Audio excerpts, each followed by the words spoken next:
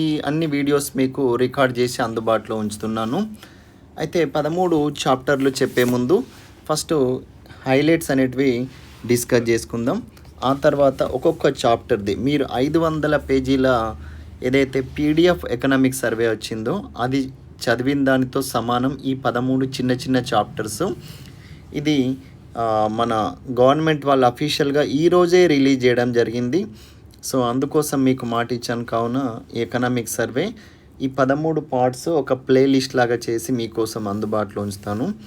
చూడండి, వాస్తవ జీడిపి వృద్ధి రేట్ అనేది 8.2% అనేది ఫినాన్షియల్ ఇయర్ 2024లో సాధించారు అని చెప్పారు.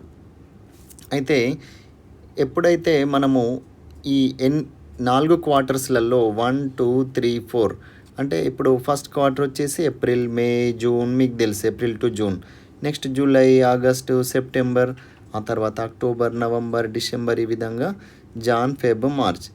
ఈ 4 ఏదైతే త్రైమాసికాలు ఉన్నాయో అందులో కనీసం 3 యావరేజ్గా 8% అధిగమించింది.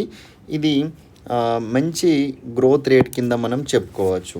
అయితే దీని ప్రకారం చూస్తే అది కూడా గమనించండి, మళ్ళీ ఇంకోసారి చెప్తున్నాను, రియల్ జీడిపి అన్నారు. వాస్తవ జీడిపి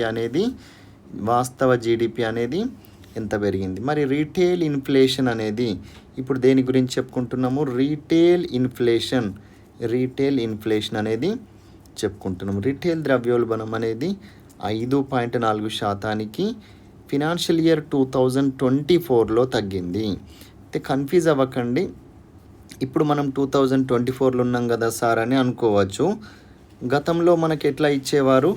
2023-24 అని ఇచ్చేవారు కదా, ఇప్పుడు కూడా అంతే అర్థం చేసుకోండి.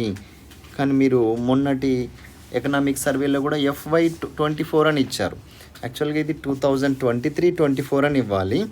సో FY24 అని చెప్పేసి ఇవ్వడం జరిగింది. అయితే ఇంకా 2024 అయితే ఇంతవరకు మనకు అయిపోలేదు.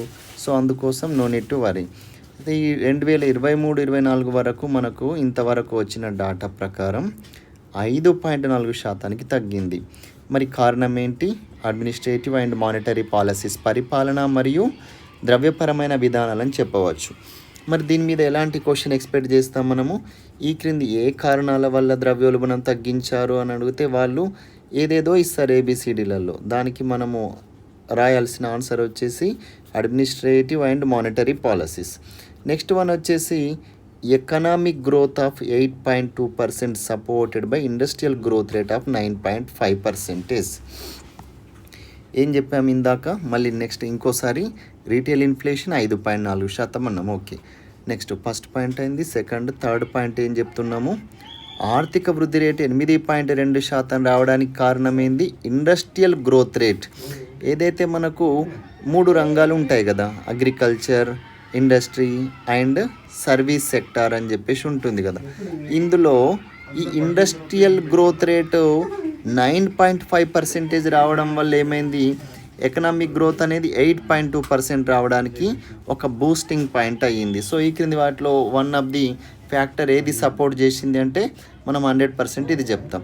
ఈ 29 రాష్ట్రాలు, కేంద్రపాలిత ప్రాంతాలలో ఏమైంది? ఇన్ఫ్లేషన్ రేట్ అనేది 6% తగ్గింది.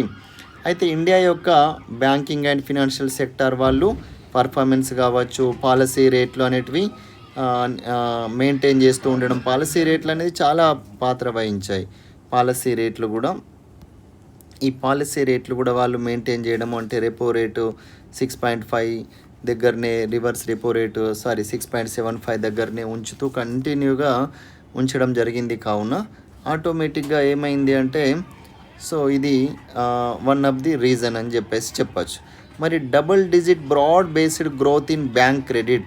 వ్యవసాయము మరి వ్యవసాయ అనుబంధ రంగాలు ఏం చేశారు అంటే వ్యవసాయ అనుబంధ రంగాలలో మనకు double digit growth in credit అనేది వ్యవసాయదారులకు, అనుబంధ రంగాలకు, ముఖ్యంగా ఈ పాడి పరిశ్రమ, సహకార సంఘాలు, పశు సంవర్ధ, దీంట్లో ఏం చేశారు? క్రెడిట్ అనేది ఎక్కువగా ఇవ్వడం అనేది one of the main reason to achieve 8.2% average growth rate. RBI projects inflation to fall to 4.5%.